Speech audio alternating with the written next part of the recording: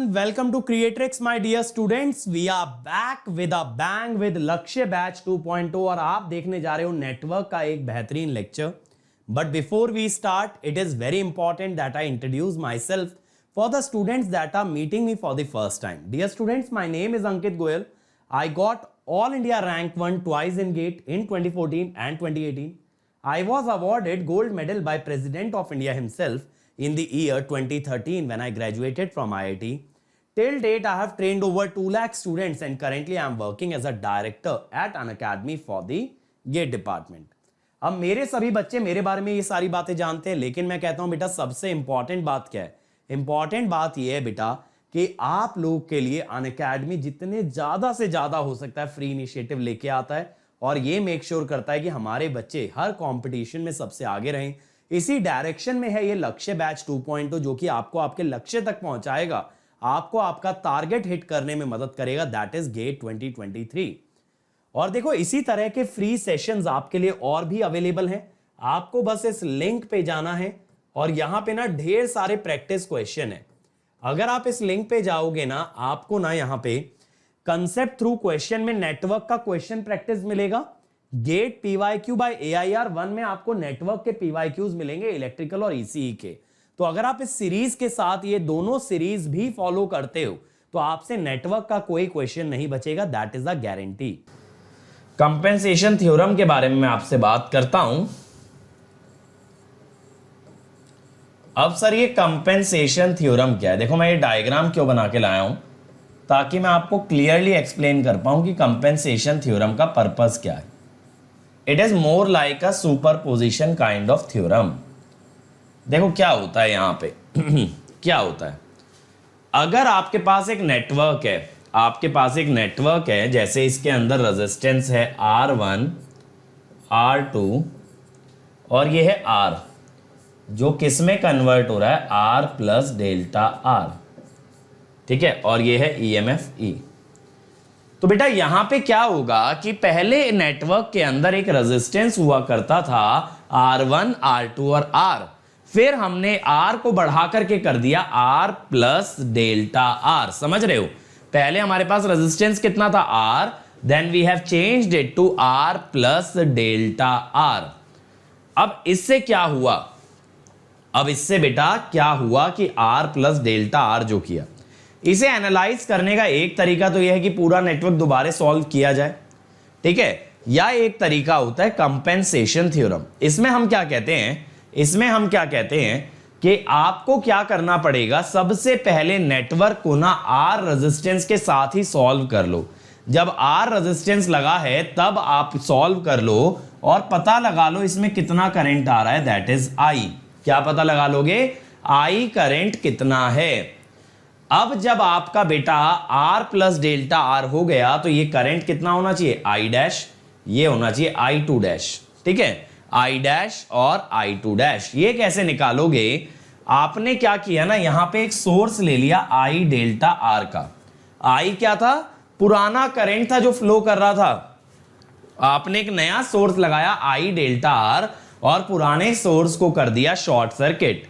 अब इस सोर्स के कारण जो भी करंट आएगा that will be suppose delta I2 और डेल्टा I. तो हम क्या कहेंगे कि जो नया करंट है I डैश कितना है? पुराना current plus change in I, और बेटा I2 डैश कितना है? पुराना current plus change in I2. कहने का मतलब यह है कि अगर आप नेटवर्क में कोई भी एलिमेंट का वैल्यू बदलते हो तो आपके सर्किट के जो पैरामीटर्स हैं वो चेंज होंगे, बट वो चेंज निकालने का तरीका क्या है कि आप एक नया सोर्स प्लेस कर दो, that is I delta R, that is current multiplied by the change in resistance और चेंज इन द पैरामीटर. तो इसमें एक पॉइंट लिखो, in compensation theorem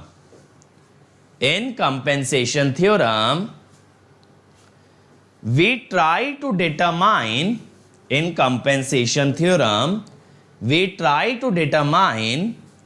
the modified circuit parameters,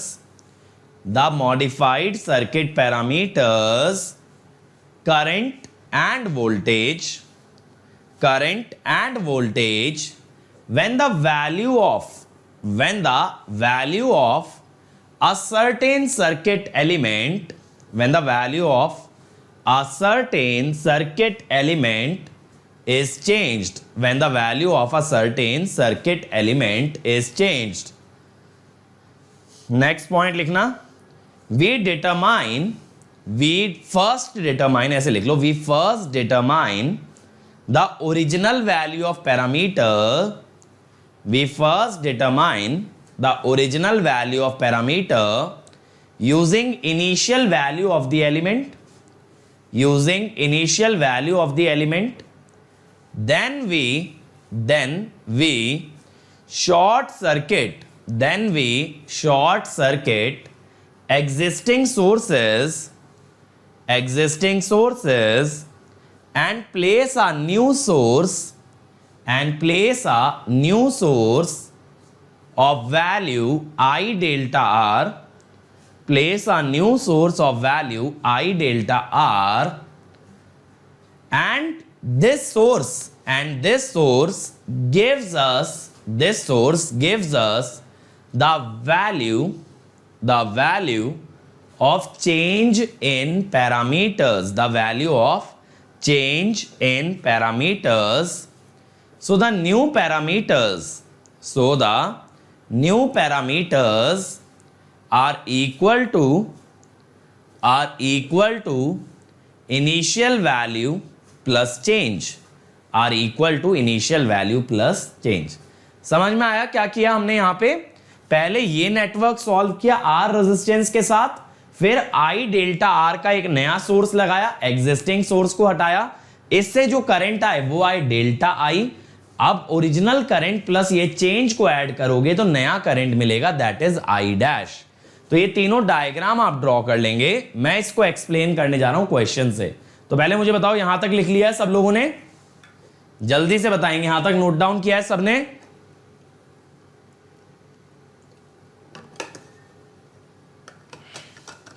और आज मैं देख रहा हूं आज अटेंडेंस कुछ एक्स्ट्रा ही लो है. चल तो देखें यार, calculate the value of new current in the given network when resistance R is increase by 20%.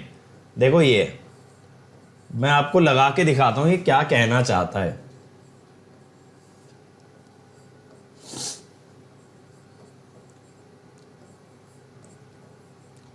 इसका पता है एप्लीकेशन कहां पे आता है ना? इसका एप्लीकेशन बहुत बार फॉल्ट के अंदर भी आता है. पता है कैसे आता है ना? फॉल्ट के अंदर, जैसे मान लो किसी बस पे कोई वोल्टेज है, फॉल्ट से पहले किसी बस पे कोई वोल्टेज है, लेट अस से 800 वोल्ट कह दो. अब उस बस पे या नोड पे ना फॉल्ट आ गया, यानी वहां ग्राउंडिंग आ गई. ऐसा सोचो एक नोड पे वोल्टेज थी 800 वोल्ट, अब वहां ग्राउंडिंग आ गई, तो वहां वोल्टेज कितनी हो गई? 0 हो गई. तो आप ना वहां पे एक नया सोर्स लगा दो -800 का. जैसे यहां पे I डेल्टा R का लगाया ना, वहां लगा दो -800 का. अब आप क्या कहोगे? ओरिजिनल वैल्यू थी 800, अब एक एडिशनल सोर्स लगा -800, कितना हो गया? 0. तो दोनों स्टेप में जो रिजल्ट आएंगे आप उनको ऐड कर लोगे, original value plus new value, original value plus change. अब देखो पहले ना स्टेप 1 में ओरिजिनल वैल्यूज कैलकुलेट करेंगे. Step 1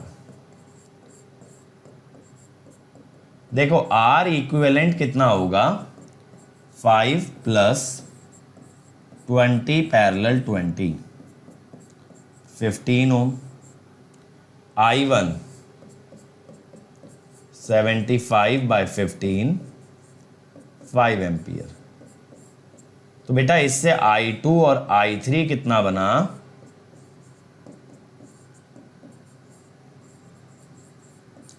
2.5 ampere. ठीक है, 2.5 एम्पियर. अब इसने बोला 20% बढ़ गया. 20% का मतलब है मेरे भाई, क्या मतलब है? 20 से हो गया 24. ठीक है, 20 से कितना हो गया? 24. और 4 का चेंज आया ना, आप यहां 4 के चेंज का एक सोर्स लगाओ. ये कितना है? I into delta R. यहां पे करंट कितना था? 2.5 था. डेल्टा आर है 4 तो 10 वोल्ट। अब मैं ये कहता हूं ये करंट है डेल्टा I2, डेल्टा I3 और डेल्टा I1, ठीक है। अब ये करंट्स कैसे निकालें, ठीक है। आपके साथ एग्जांपल सॉल्व करते वक्त मजा आता है। अच्छा देखो, तो यहां पे R इक्विवेलेंट निकालो सोर्स के अक्रॉस 24, ये 20 है ना और ये 5 है। मैंने आपको पैरेलल का तरीका बताया था ना, जुगाड़ बताया था। 20 पैरेलल 5, 20 इसका 4 गुना है, 24 प्लस 4 आएगा, दैट इज 28, है ना। अब यार इसकी वजह से ना यहां पे करंट ऐसे जाएगा, तो डेल्टा I2 जो है ना नेगेटिव आएगा, माइनस कितना आएगा 10/28 माइनस 5/14, ठीक है। अब डेल्टा I1 और I3 कितने आएंगे। अब भाई इसके बाद क्या कर सकते हो ना, ये जो है ये 5/14 आ रहा है, डेल्टा I3 तो यहीं से निकल जाएगा, 5/14 करंट डिवीजन से निकाल लो ना, इतनू इंटू 5/25। भाई डेल्टा I3 चाहिए तो this upon sum, opposite resistance लेते हैं ना न्यूमरेटर में, तो कितना आएगा 5 1/14 और डेल्टा I1, डेल्टा I1 देखो इस तरफ दिखा रखा है ना, ये जो करंट जा रहा है 5/14 ये 2 भाग में डिवाइड हो जाएगा ऐसे, तो डेल्टा I1 नेगेटिव आएगा -4/14। अब सर ये 4/14 क्यों हुआ, देखो 5/14 टोटल आया, इधर गया 1/14, तो इधर कितना गया 4/14, ठीक है। अब यहां से आपके पास नई वैल्यूज आ गई भाई, यहां से आपके पास नई वैल्यूज आ गई, कितनी वैल्यू आ गई, I1 डैश आ जाएगा 5 माइनस 5/14 यानी 65/14, I2 डैश आ जाएगा कितना था 2.5 ना, 5 माइनस रुको 5/14 नहीं 4/14,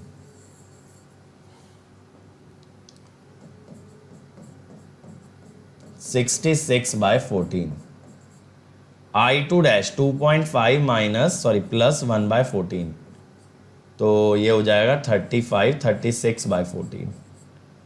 I3 डैश 2.5 माइनस 5/14, तो 30/14। ओके, सो ये हमारे पास आ गए तीनों करंट के नए वैल्यूज। समझ में आया कैसे लगती है कंपेंसेशन थ्योरम। तो बेटा कंपेंसेशन थ्योरम का इसीलिए मैंने बोला था बहुत ज्यादा ना नेटवर्क के अंदर एप्लीकेशन नहीं होता। क्यों नहीं होता बहुत ज्यादा एप्लीकेशन, क्योंकि ये काम तो मैं डायरेक्ट भी कर सकता था ना, इस रेजिस्टेंस को 24 बना के एक ही बार में सॉल्व कर लेता, लेकिन इसका ज्यादा यूज कहां आएगा ना, जब नेटवर्क इतने बड़े बड़े हो जाएं कि पूरा नेटवर्क दोबारा सॉल्व करना टफ हो जाए। जैसे मान लो नेटवर्क के अंदर 10 सोर्स हैं, 20 सोर्स हैं, तो हम क्या करें, ओरिजिनल वैल्यू हमें पता होगी, एक नया सोर्स लगा लें, एक नया सोर्स लगा लें, ठीक है। एक नया सोर्स जब लगा लोगे तो एक ही सोर्स से डील करना है। माने अगर ओरिजिनली ये सब पता है और इस नेटवर्क में मान लो होते 10-20 सोर्स, अब दोबारा कौन सॉल्व करता, इसीलिए हम एक एडिशनल सोर्स लगा के चेंज निकाल लेते, change plus original value is equal to new value, ठीक है। अब हम आ जाते हैं भाई मिलमैन्स थ्योरम पे। अब हम आ जा रहे हैं मिलमैन्स थ्योरम।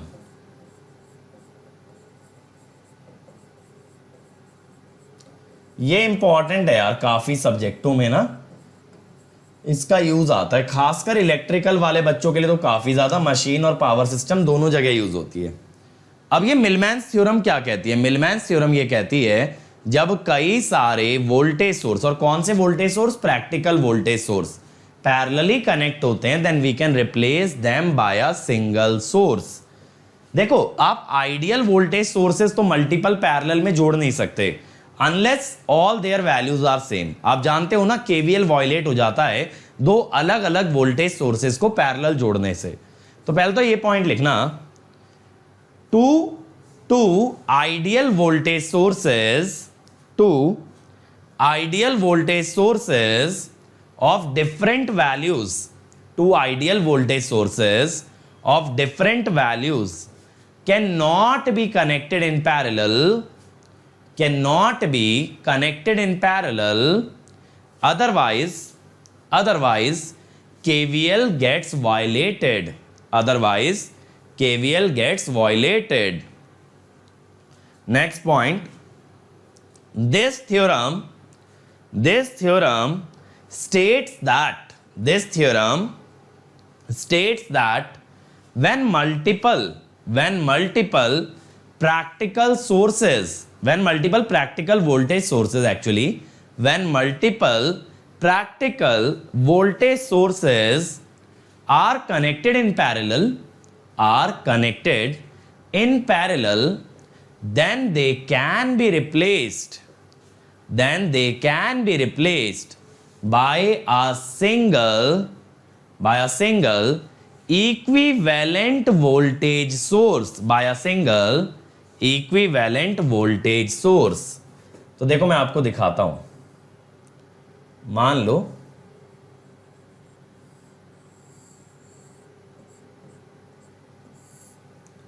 कि ये है हमारे पास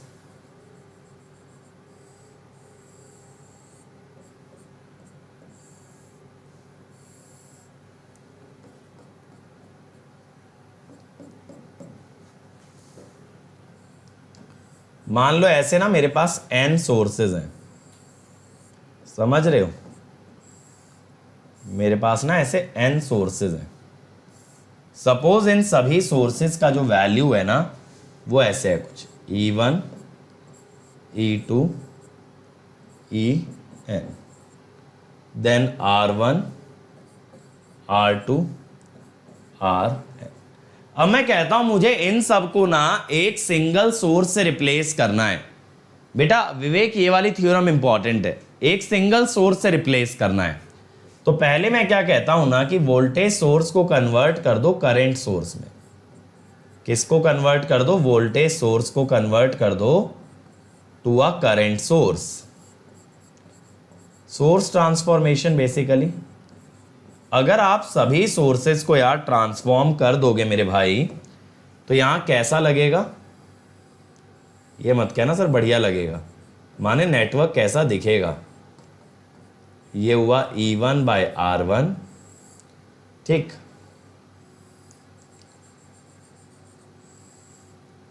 मैं ना यहां ज्यादा सोर्सेज नहीं दिखा रहा तुम्हें, मैं ऐसे डॉट डॉट डॉट करके लिख देता हूं, समझ जाना। ये R1 है ना, समझ ही गए होगे मेरे ख्याल से कि भाई ये हुआ En बाय Rn। सारे वोल्टेज सोर्स कन्वर्ट कर लिए, एक दो नहीं।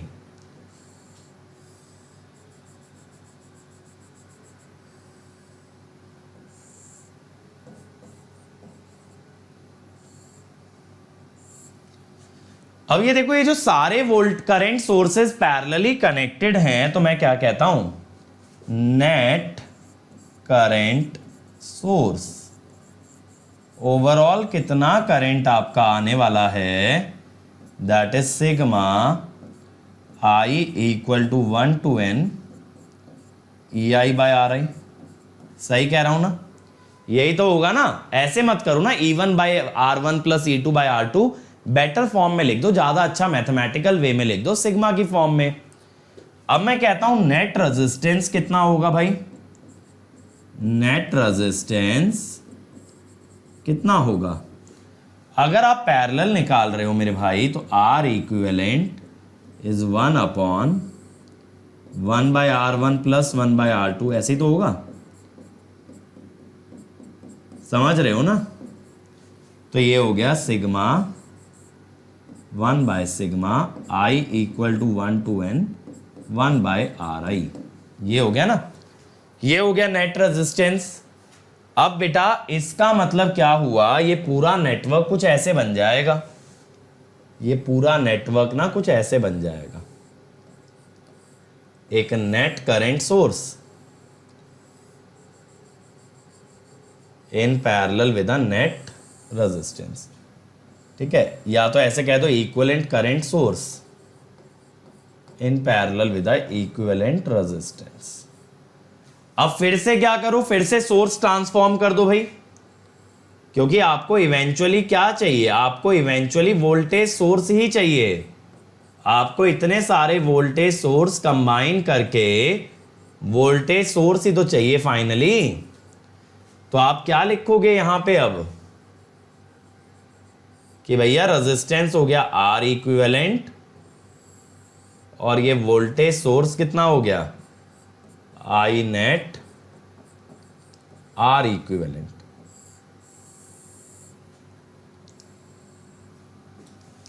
तो देखो जब हम ये कहते हैं ना कि मिलमैन्स थ्योरम लगाओ, उसका मतलब ये नहीं होता ये सारे स्टेप दिखाए जाएं, उसका मतलब होता है फाइनल रिजल्ट का यूज किया जाए। फाइनल रिजल्ट क्या कहता है आपका कि भाई R equivalent is 1 upon summation I equal to 1 to n 1 by R I.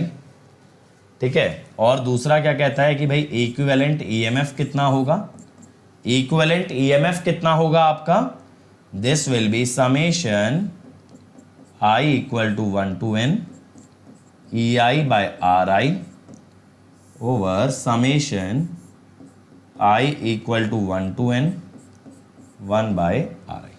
सही है, सही है ना। तो आपको ना फाइनली ये रिजल्ट याद रखना यार, that is important, that is really really important. जब कभी आपसे बोला जाए मिलमैन्स थ्योरम लगानी है तो डायरेक्टली यही लगाना। अब देखो इसके अंदर ना एक स्पेशल चीज और बात करते हैं हम, if all voltage sources, if all voltage sources are of equal value, अगर सबकी वैल्यू इक्वल है, यानी कि ऐसा सोचो E1 is equal to E2, तो इसका मतलब क्या हुआ यार, ये सारे सोर्सेज E के बराबर हैं, तो आप E समेशन से बाहर निकाल सकते हो। आप अगर E समेशन से बाहर निकालोगे तो यहां 1 by R1 1 by R2 1 bye R3 आएगा, नीचे भी वही चल रहा है। ऐसा सोचो E बाहर निकाला, यहां क्या बचा सिग्मा 1 बाय आर आई, नीचे क्या है सिग्मा 1 बाय आर आई। तो इसका मतलब ये हुआ कट जाएगा numerator denominator, equivalent EMF will be E, equivalent EMF will be E। ठीक है, तो इक्विवेलेंट ईएमएफ आपके पास कितना आएगा भाई, आपके पास आने वाला है E, और इसी वजह से आपका नेट ईएमएफ का एक्सप्रेशन काफी सिंप्लीफाई हो जाता है। तो बेटा ये जो है ना, ये जो रिजल्ट है फाइनल वाला, ये काफी काम आता है। अगर सारे ईएमएफ बराबर होते ना तो रिजल्टेंट ईएमएफ भी उनके बराबर ही आने वाला है। अब इसके बाद देखो क्या होता है, नेक्स्ट चीज that is dual of Millman's theorem.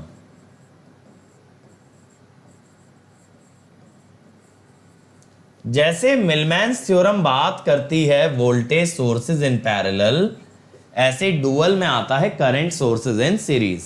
तो एक पॉइंट पहले लिखो, two different current sources, two different ideal current source लिख लो, two different ideal current sources can not be connected in series, two different ideal current sources cannot be connected in series, else KCL is violated, else KCL is violated, but the dual of Millman's theorem, but the dual of Millman's theorem deals with series connection of multiple practical current sources, series connection of multiple practical current sources। देखो कैसे, देखो इस type से तो आप नहीं लगा सकते ना सीरीज में, सिंपल सी बात है, अलग अलग सोर्स। लेकिन अगर ये प्रैक्टिकल है तो कनेक्शन वैलिड है।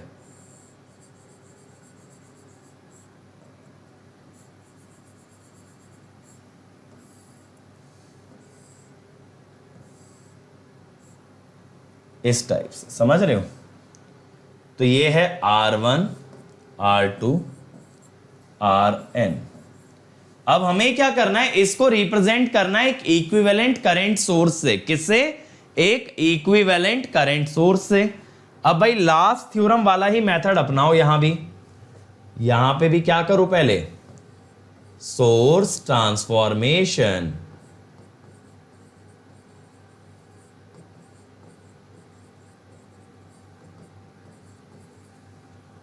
ठीक है, सोर्स ट्रांसफॉर्मेशन से ये कैसे बन जाएंगे, minus plus I1 R1 R1।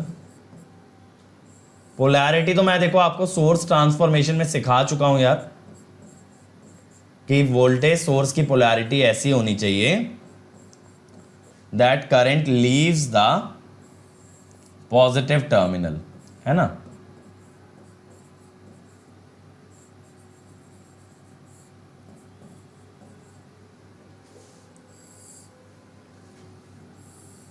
ये आ गया।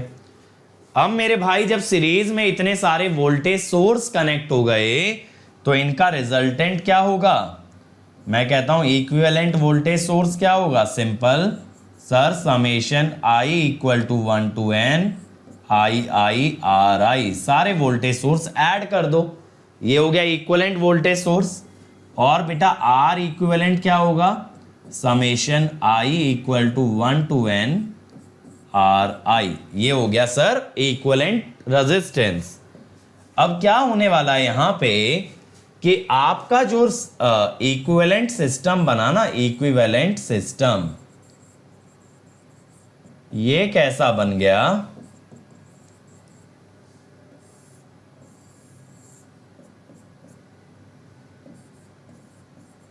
V equivalent in series with R equivalent. ठीक है, ये बन गया। लेकिन हमें चाहिए क्या फाइनली? करंट सोर्स चाहिए। तो मैं कहता हूं कि अप्लाई सोर्स ट्रांसफॉर्मेशन, वापस से लगाओ, अप्लाई सोर्स ट्रांसफॉर्मेशन। ठीक है, अब अगर आप ऐसा करोगे तो आपके पास क्या आएगा?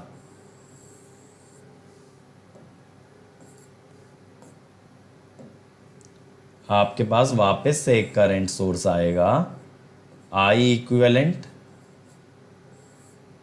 इन पैरेलल विद R इक्विवेलेंट। यहां पे आपको रिजल्ट क्या याद होना चाहिए? R equivalent is series connection of all resistance, और I equivalent is summation I equal to 1 to n। देखो ये तो आपका वोल्टेज सोर्स आया था ना, divided by resistance. Voltage source by equivalent resistance will give you current source, ये आ गया।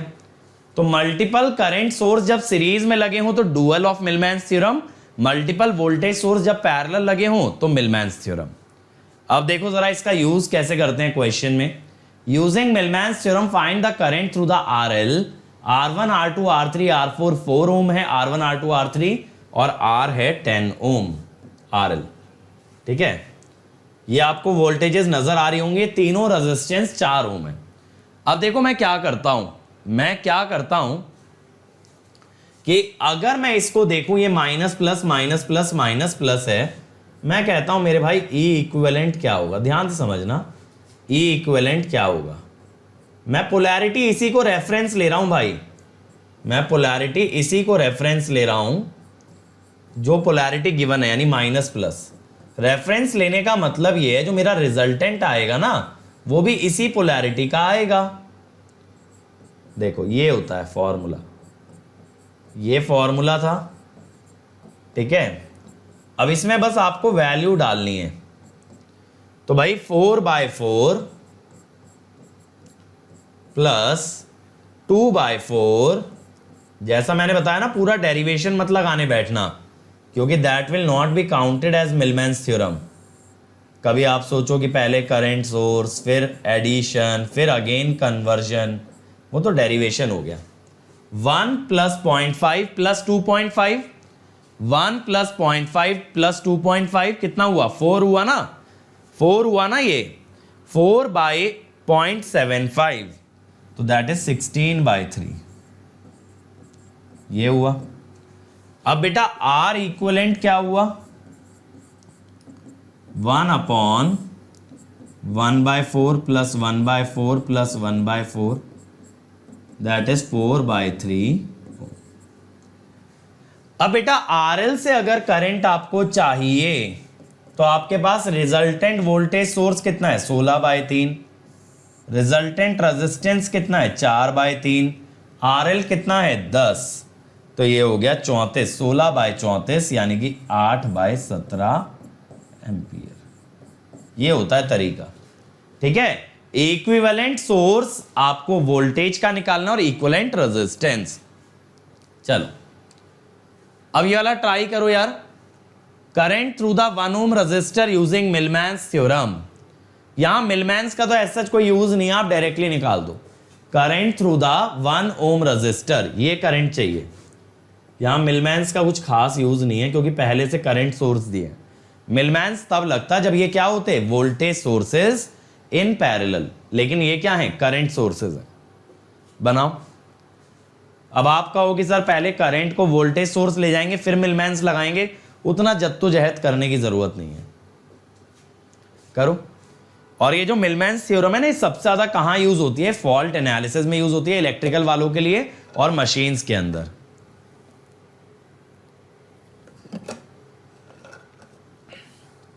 चलो बनाओ इसको, क्या आएगा?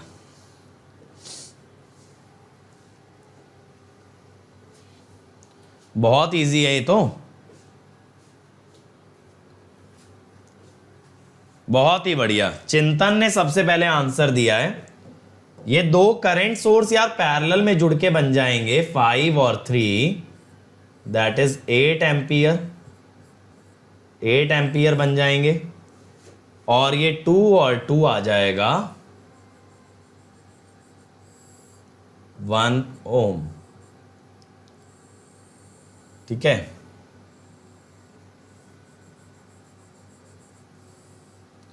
ये भी हो गया अपना 1 ओम। अब यहां पे क्या होगा कि अगर आपको ये चाहिए IL, तो IL कितना होगा? 8 इंटू 1/2 यानी 4 एम्पियर। खत्म। इसमें काहे के लिए मिलमैन्स थ्योरम चाहिए? सिंपल क्वेश्चन है। अगला देखो यार, अगला देखो, यहां बहुत सारे वोल्टेज सोर्स पैरेलल में लग गए हैं। आपसे पूछा ये बी का पोटेंशियल बता दो ग्राउंड के रेस्पेक्ट में, ठीक है। बताओ जल्दी से।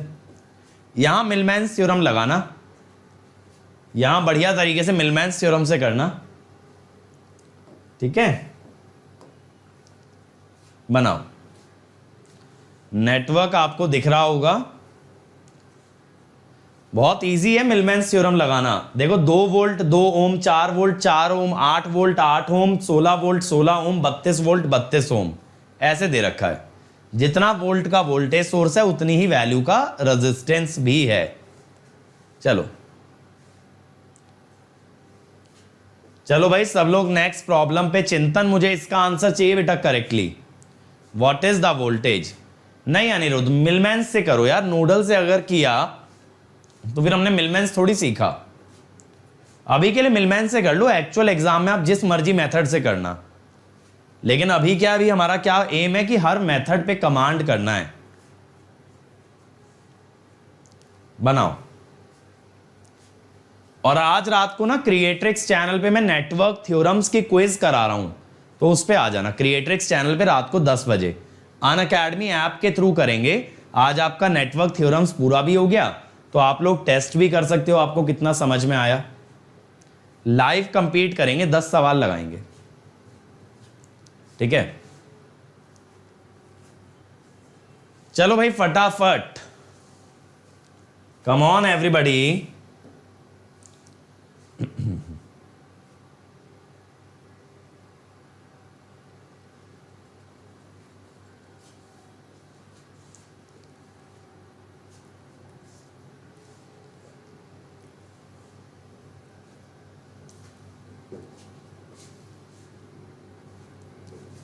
देखें क्या आ रहा है, देखो E इक्विवेलेंट निकाल लो। मैंने पोलैरिटी ना इसको रेफरेंस मान लिया है, यानी नीचे प्लस ऊपर माइनस, इस पोलैरिटी को मैं रेफरेंस मान रहा हूं। तो देखो 2/2, 4 की पोलैरिटी उल्टी है इसीलिए माइनस, फिर 8 की पोलैरिटी सेम है तो प्लस, फिर भैया 16 की पोलैरिटी अपोजिट है माइनस, 32 की पोलैरिटी सेम है तो प्लस, और नीचे ना ये सारे रेजिस्टेंस का रेसिप्रोकल ऐड होगा, 1/2, 1/4, 1/8, 1/16, 1/32। 16 + 8 24, 24 + 4 24 + 4 28 और 2 30 एंड 31, ये आया।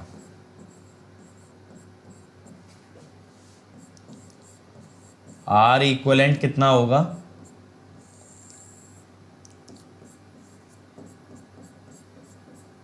ये भी इतना ही आएगा, ठीक है। समझ में आया ना, वोल्टेज सोर्स की पोलैरिटी देख के लगाना मिलमेंस, ऐसे ही मत लगा देना कि सब कुछ ऐड होगा। अब मैं कहता हूं एक नेटवर्क कैसा बन गया आपके पास यार, कि ये E इक्विवेलेंट हो गया, ठीक है, इसके सीरीज में R इक्विवेलेंट हो गया, और इसके आगे आपके पास क्या आ गया, RL आ गया। अब इसने ये पूछा है B का पोटेंशियल ग्राउंड के रेस्पेक्ट में, तो यहां VBG क्या होगा यार, सिंपल है 32/31 इंटू 64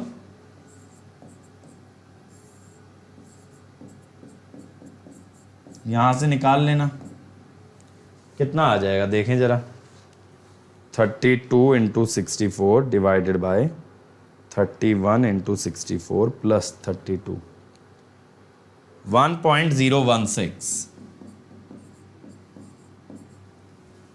ठीक है। चल ये आ गया ना, अच्छा ये वाला ओम होगा, सही कह रहे हो। समझ आया कैसे लगता है मिलमैन्स थ्योरम। मिलमैन्स थ्योरम क्लियर है किस टाइप से हमें लगाना है, ठीक है ना। तो बेटा ये होती हैं आपकी सारी नेटवर्क थ्योरम्स, ठीक है। तो यहां नेटवर्क थ्योरम्स तो पूरा हो गया। अब मैं आपको कल क्या लगवाऊंगा ना, कल मैं सारी थ्योरम्स पे मिक्स क्वेश्चन कराऊंगा, जितनी भी थ्योरम्स हमने की हैं। इंडिविजुअल थ्योरम पे तो मैंने आपको 7-7 क्वेश्चन कराए हैं, लेकिन अब सारी थ्योरम्स पे एक साथ देखेंगे सवाल, और उसके बाद परसों से स्टार्ट करेंगे हम लोग ट्रांजिएंट वाला पार्ट। तो कोशिश करना कि कल की अटेंडेंस ज्यादा रहे, क्वेश्चन लगाने में ज्यादा मजा आएगा। और देखो यार, हर संडे हम लोग कॉम्बैट कराते हैं, तो आप कॉम्बैट का हिस्सा बनिए। ये 1 घंटे का टेस्ट होता है, 20 क्वेश्चन आपको क्रैक करने हैं। यहां से आप अट्रैक्टिव प्राइजेस और अमेजिंग स्कॉलरशिप्स जीत सकते हो। तो आज ही अनअकैडमी ऐप इंस्टॉल करो and then enrol for combat using the code Ankit ESE। और देखो ये मेरा टेलीग्राम चैनल है बेटा, यहां पे बहुत सारे पीडीएफ्स हैं आपके लिए, सारे नोटिफिकेशन है, जितनी भी क्लासेस हम लोग लेते हैं, जो भी ऑफर्स आते हैं, सब आपको यहां पे मिलेगा। तो इस कम्युनिटी का हिस्सा बने। This is going to be the biggest community of electrical and electronics engineers. और जो बच्चा एकदम स्ट्रक्चर्ड वे में तैयारी करना चाहता है वो अनअकैडमी ज्वाइन करे।